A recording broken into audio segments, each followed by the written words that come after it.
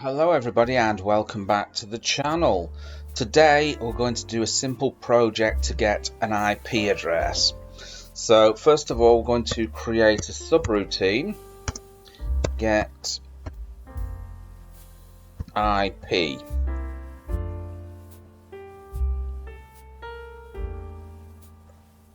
And we're going to print some information to the user so the user knows what's happening. So simply enter domain. For example, let's have a look. For example, something like, I don't know, example.com, something like that. Right, and now we're going to create some input. So domain name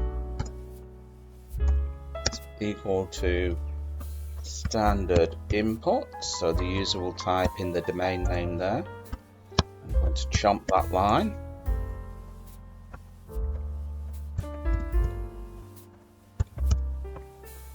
Okay. Oops. Right.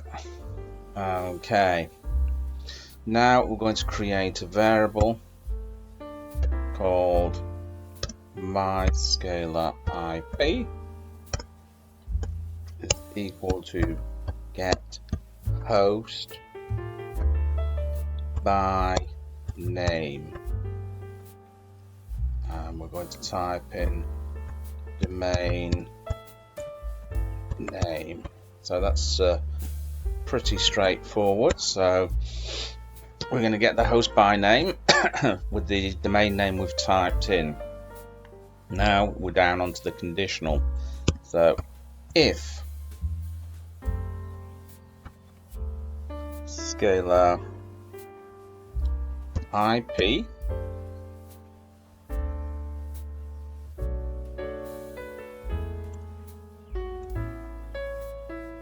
we're going to convert the array of bytes here to a dotted decimal string. So that's going to be my scalar IP str, which is equal to string. So we're going to join it. Whoops.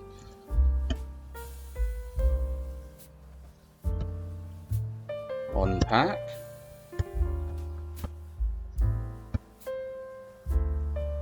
This is going to be C4.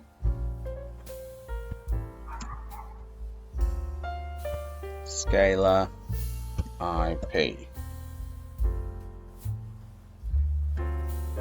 Okay, so we're going to convert that into a string.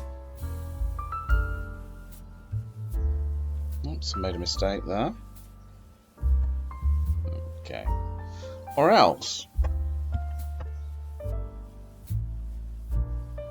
Sorry, I should have printed out some info to the user there. So print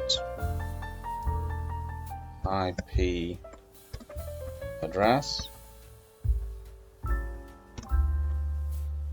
is going to be the IP string and a new line character.